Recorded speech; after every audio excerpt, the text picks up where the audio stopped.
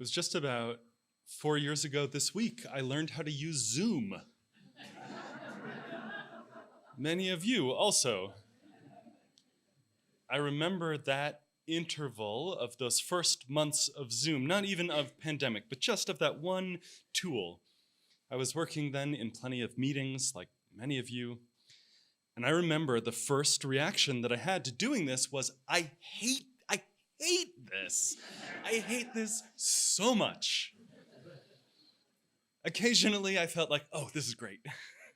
I don't have to show up in person, but mostly I felt like, I hate this thing. I hate not seeing people. I hate not being in the room with people. I hate not reading the body language. I hate not knowing if anyone is paying attention to anything. And then, those first few weeks of it passed, and you start to face the reality then that I couldn't just muscle through several weeks of Zoom meetings. That's how it was going to be. For a good, long stretch. We didn't know how long, but it was clear we were not getting back in the room together anytime soon. You have to face that. And only then, only after facing that reality, could we start to say, okay, what's possible? Not just what's possible now, but what does this enable that wasn't possible before? Last Thursday, when it snowed everywhere, the meetings just switched to Zoom, and it was no big deal. The night before, I joined the Finance Council meeting that meets by Zoom. And when it was done, instead of driving a half hour north to Longmont in the middle of the night, 9 o'clock, I could just walk upstairs and see my kids, a thing that was not possible for how we used to do meetings. It isn't the changes themselves that will do you in, it's the transitions. This is William and Susan Bridges writing, who have the perfect last name to talk about change. It isn't the changes that will do you in, it's the transitions. And those aren't the same thing. The change is situational. There's a new minister, a new music director, the closing song is different. The back comes up first before the front for stones. Those are the changes. The transition, right, the Bridges, is psychological. It's this 3-phase process as people internalize and come to terms with the details of the situation that brings those changes about. And that begins with loss. It begins with an ending, with losing, with letting go of old ways, of old identity. And the work there is to face that loss, not to pretend it isn't happening. And then comes the in-between time where the old is gone and the new is not quite arrived yet. The space and time where new alignments and new patterns take shape, a neutral zone, a seedbed for the future. I was talking with someone retired 5 or 10 years ago after the first service who said this is so hard for him, especially for men at that age whose identity for so long has been producing and creating and generating, and now retired, being in this in-between space. Who am I now? What do I do? What am I about? And only then is there the making of a new beginning, a new identity, a new energy, a new purpose. Transitions begin with an ending and end with a beginning. I think of the many people I know who have gotten sober from drugs or alcohol, who started with the realization that their lives were unmanageable. Now, there are plenty of good ways to get sober, and for some folks, harm reduction is important rather than abstinence. But I appreciate the wisdom from the 12-step traditions, whose first steps say we admitted we were powerless over alcohol or drugs, and that our lives had become unmanageable.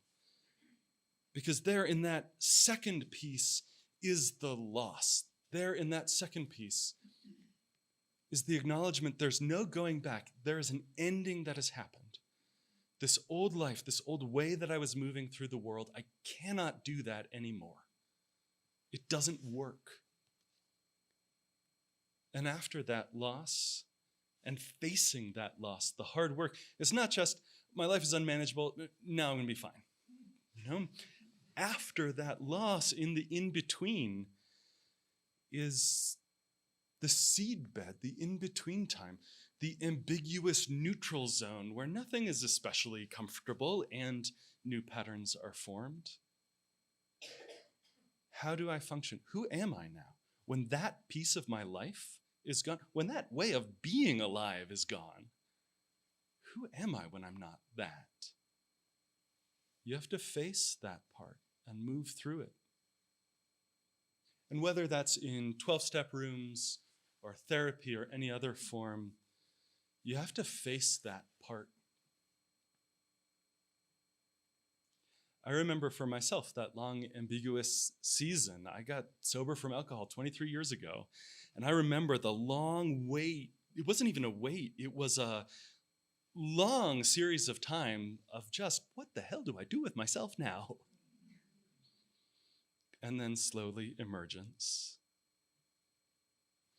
One day, you finally know what you have to do and begin, writes the poet Mary Oliver.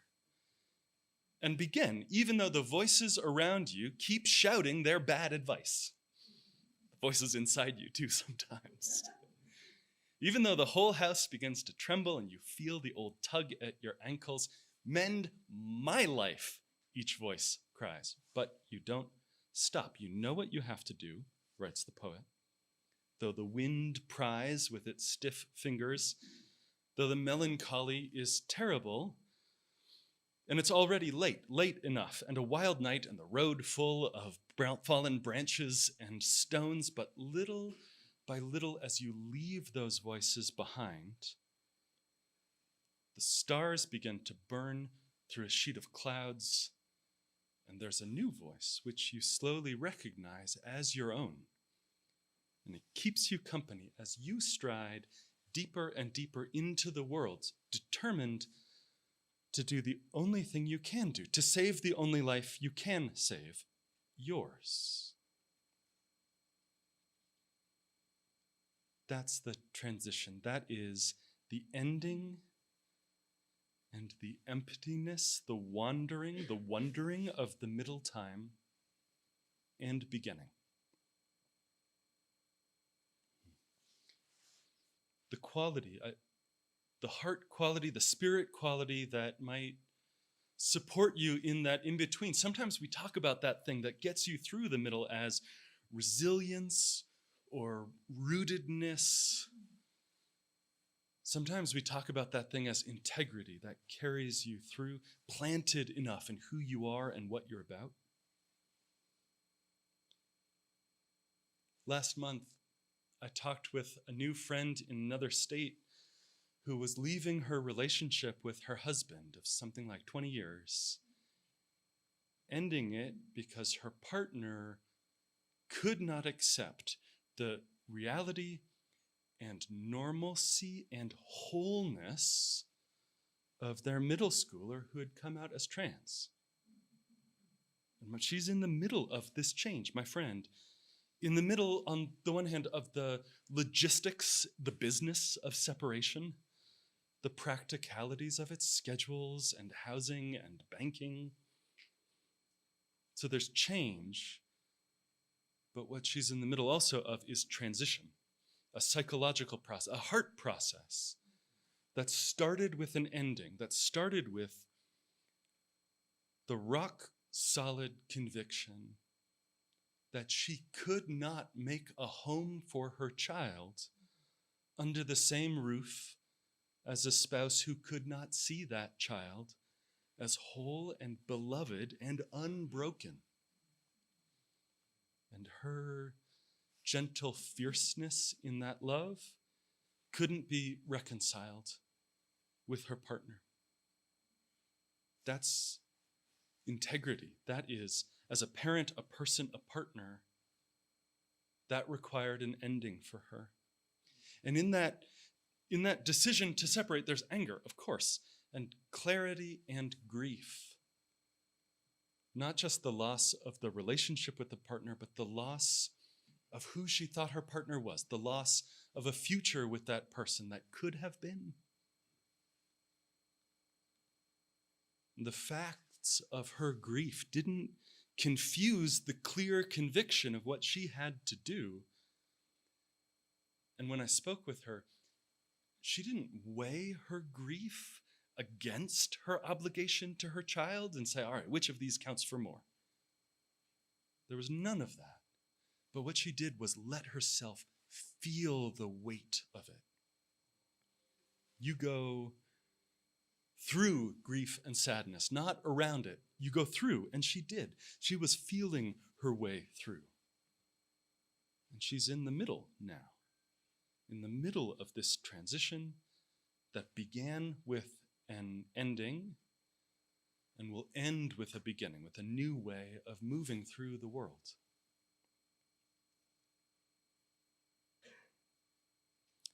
There's a line in the Hebrew scriptures in the book of Isaiah where the prophet writes that it is exactly the people who mourn, the people who are grieving, that will be the ones to rebuild the ruins of history into a future of justice.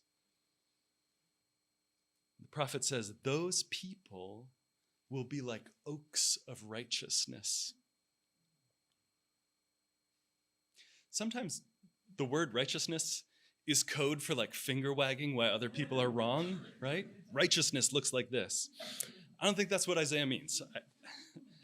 I think what he's saying is that you grieve the broken past and present precisely because you know a different future is possible. And to be an oak of righteousness, strong, rooted in your own integrity, that means that looks like what my friend was doing for her child.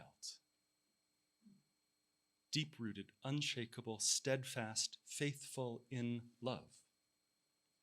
Resilient enough to mourn, to feel the grief, to move through the in-between and imagine the future. It's easy to oversimplify the metaphor of rootedness. I feel like part of my job is to make simple things complicated and complicated things simple. We'll make this more complicated. Okay, so in my like 8-year-old drawing of a tree, you got some leaves, you got a trunk, you got some roots, and you're done. But this is in that image of how trees work, having big, deep roots that grab the soil around you and make it yours all by yourself. That's what holds you in place. Right? What roots you is my spot on the ground, my roots, my soil. This is like the late stage capitalism version of rootedness. Because that is not, in fact, how roots work in the actual world. What makes roots strong is the community of life that gathers around them. One author says more than 90% of all plant species depend on mycorrhizal fungi. Fungi that live and connect and help to feed the roots of trees. And they say, this is a fungi biologist, they say they are a more fundamental part of planthood. Mycorrhizal fungi are a more fundamental part of what it is to be a plant than fruit, flowers, leaves, wood, or even roots themselves. It is an intimate partnership which has cooperation and conflict and competition. Out of that partnership, plants and fungi enact a flourishing. And then, not just on one individual root, across the root, like the threads of these fungi, trees share and trade micronutrients with one another. Chemicals, living bridges between individual organisms. Roots are strong because of the community of life that gathers around them. And that shows up in those tiny little microscopic ways, and in big ways too. Coastal redwoods, the tallest trees on Earth, 350 feet or more, their roots go down 10 or 12 feet into the ground. If I was a coastal redwood, many things would be different, but if I was a coastal redwood, my roots would be slightly more than the thickness of the heels on my boots. But the way redwoods work, they don't have a taproot. They spread out 60 or 80 feet laterally, and they interlace their roots with all the trees around them, all the other redwoods. And when the storms come and when it floods, those trees are strong because they are not alone. Because all of them help each of them in those moments. Rootedness is not about this unshakable solidness by yourself on your own solitary. Real rooted resilience, at least in the natural world, which we are a part of, is about a healthy ecosystem below the surface.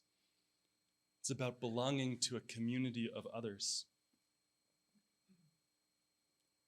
Who are those people for you, past and present, that you interlace your roots with? Who are the ones who share their resilience with you, that you share your resilience with?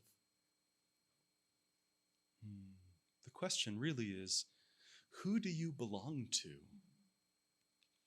And that's part of what we do here, weaving our roots together. Sometimes to newcomers we'll say in that member class, you have to find your people.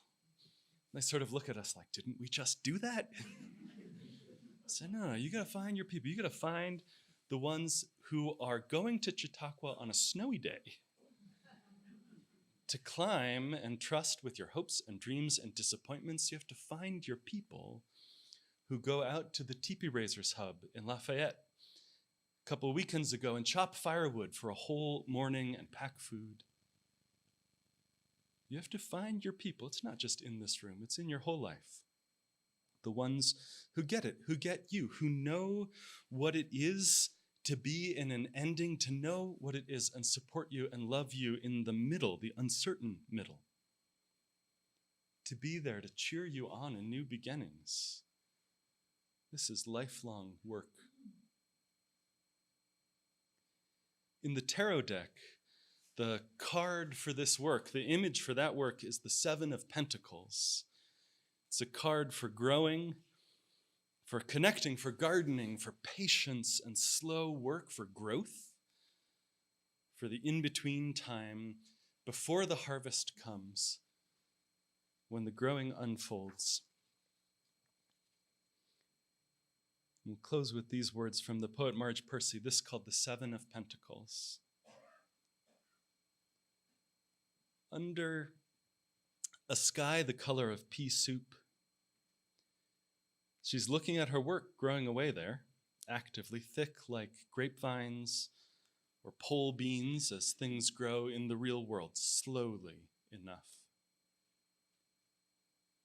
If you tend them properly, if you mulch, if you water, if you provide birds that eat insects a home and winter food, if the sun shines and you pick off caterpillars, if the praying mantis comes and the ladybugs and the bees, then the plants flourish, but at their own internal clock. Connections are made slowly. Sometimes they grow underground. You can't always tell by looking what's happening. More than half the tree is spread out in the soil under your feet. Penetrate quietly as the earthworm that blows no trumpet. Fight persistently as the creeper that brings down the tree. Spread like the squash plant that overruns the garden. Gnaw in the dark and use the sun to make sugar. Weave real connections. Create real nodes. Build real houses. Live a life you can endure. Make love that's loving. Keep tangling and interweaving and taking more in. A thicket and a bramble wilderness to the outside, but to us, interconnected, with rabbit runs and burrows and lairs. Live as if you liked yourself, and it may happen. Reach out, keep reaching out, keep reaching in. This is how we're going to live for a long time. Not always.